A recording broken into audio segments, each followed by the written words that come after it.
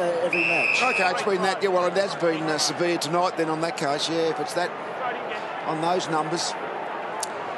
Boundary umpire will do it again. Not his best work, says the central umpire. Boundary umpire's Kanaka. He's had enough. Just under 5 minutes to go. Cox in front again, virtually put it down the throat of Selwood. As it turns out, the other Selwood gets it. Confusing, I know. Bartel drives inside the forward 50. Taylor again goes back on glass. Ball bounces towards the goal line, and that's a good result. The West Coast Eagles. Podsiadly remonstrates, realising that ball wasn't put to a dangerous situation. Needs to be about 15, 20 metres out so they can make something off the pack if they can't mark it. Shannon Hearn. Time the enemy of the Cats now. Forlorn hope of winning from here. 17 points the margin. Cox almost the mark. Splendid game.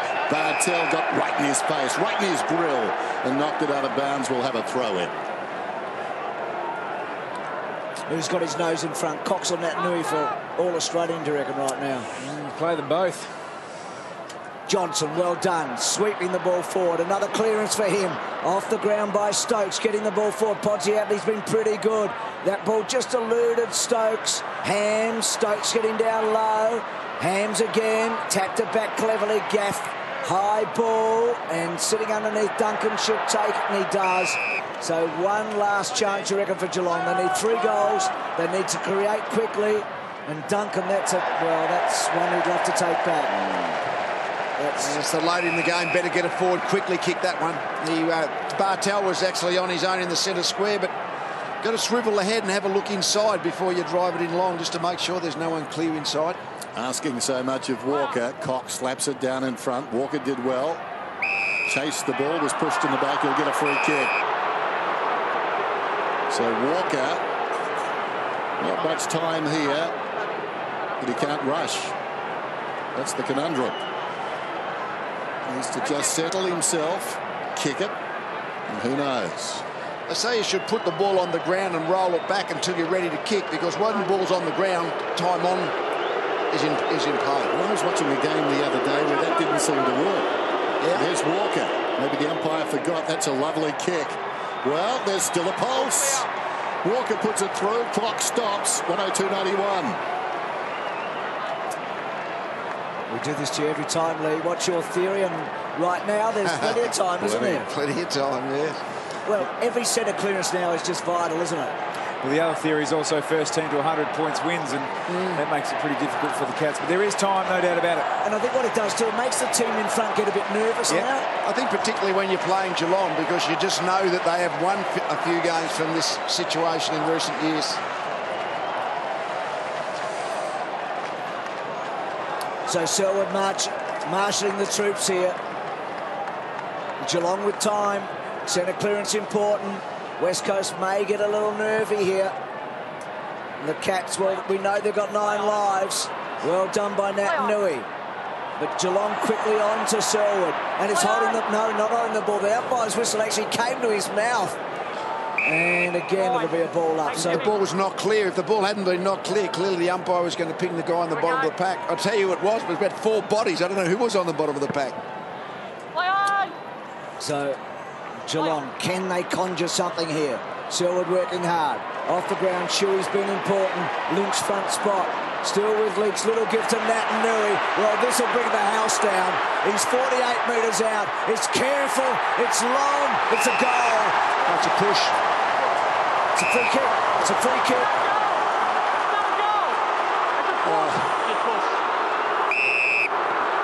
Gee. I'm not sure the push was necessary. I think it was going through anyway. Short run to the pocket. Sheringham. It's a big call in the goal square. Sheringham kicks towards the outer side. Podsiadly on a searching lead. Getting back behind that too is McGinnity. Tackled by Podsiadly. Was it high? It was. So McGinnity will get the free kick. Not sure it's in the back anyway. No, it was a push. It wasn't in the back, was it? No, but he's never going to get that ball anyway, is he? It was well over the line. In fact, the push got him closer to it. McGinnity goes inside the forward 50 then. From behind Stevenson, Shuey in front, controlled it to his own advantage, brilliantly done. Hand pass to Gaff, kick was smothered, after it goes Mackey, can't control it, just hand passes along the line in the opposite direction. McGinnity loves it hard, hand passes towards Cox, runs away from the big fellow. We'll have a boundary throw in. What a game they've played. He and Natanui tonight coming in. It was an awesome task for Geelong's big man. Stevenson has tried hard. But look at that. The two of them terrorising him. Christensen. Quick kick forward. Not sure if it's a half volley. Podsiadly, quick kick on. Bartell's in a good spot. So Geelong with some time still. Straightening up Simpkin. Can they take the mark? Doesn't quite. Ball in dispute. Glass leading the troops. It's the captain doing in the front, kicks the ball down the line towards McKenzie, wants the boundary line and he gets it. Well, the umpire's going to every time. Now, did you say there was one a game average up until tonight? Well, it's about two a game now. That's after right. Tonight. The average has gone through the roof. World records in high tackles and deliberate out of bounds on the ball. Stevie J short. Okay, too. Sheringham's got it. 75 metres out from goal. Minute and a half out. Sends it long down towards the pocket. Not the spot for it, really, although that's not a bad result. It bounces out of bounds. And the crowd thinking perhaps that was deliberate. But in some respects, it was. That's where they want it. It's a back half game now. Everybody's in the back 50 metres. Worsfold can't understand it. He'll be on the phone, I reckon, on Monday.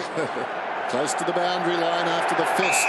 Well, when the Eagles gains about 15 metres. Sorry, Dan, when you get a Bronx cheer like that, you know it's been had an impact on the game. Not necessarily on the score, but it's quite clearly been abnormal, the amount we've had tonight.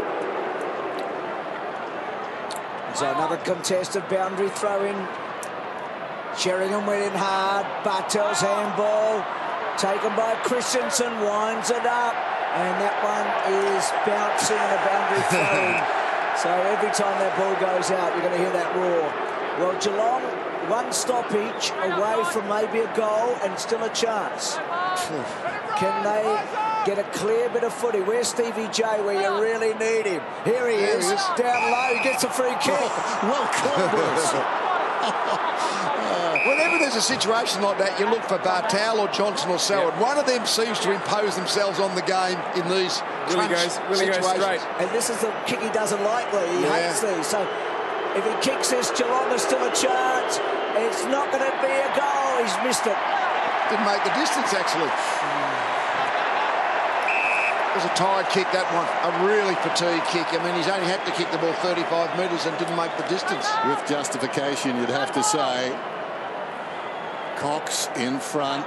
That's the spot for it. Back to the boundary. Out of bounds it goes. A few of the Geelong players plead their case. Nothing doing. I reckon they've got a good case because that was absolutely deliberate. If you played all the others all night, why not that one? You're quite right. Cox in front could have almost got a kick there. Jard out of his hands, and it's going to be clean possession at the throw-in. And as a result, it will go to Geelong with 13 seconds remaining. Taking the kick and kicking a goal is Johnson. Johnson's put it through. This is one of those games where you can't look away for a moment. We're down to 8 seconds, and Bruce, this was ample time to win it last week. It's 102 to 97. I think you'll find that every Eagles player that's not in the centre square will be in that back half of the field. The runner will be out there making sure they know there's only the 8 seconds to go, or 6 seconds to go, is it? Well, there's the free kick. I mean, took possession of the ball. No doubt about that. Can Tom Hawkins come back on now? Just for the last 8 seconds? I don't think so, but you could put your house on the fact that Johnson, Bartel and Selwood being here with Stevenson. They've taken every centre clear so far. Have a look at this flood. Have a look at how many players are in Geelong's forward line. What a finish. And everybody at this stadium, the barracks for the West Coast Eagles after last week, and many such like performances, not taking it for granted, but Natanui wins a very important ball. He'll buy them time. Wait for the siren. He's lost the footy, but they've won the game. Remarkable again. Last week we were singing their praises. Tonight they're on their knees.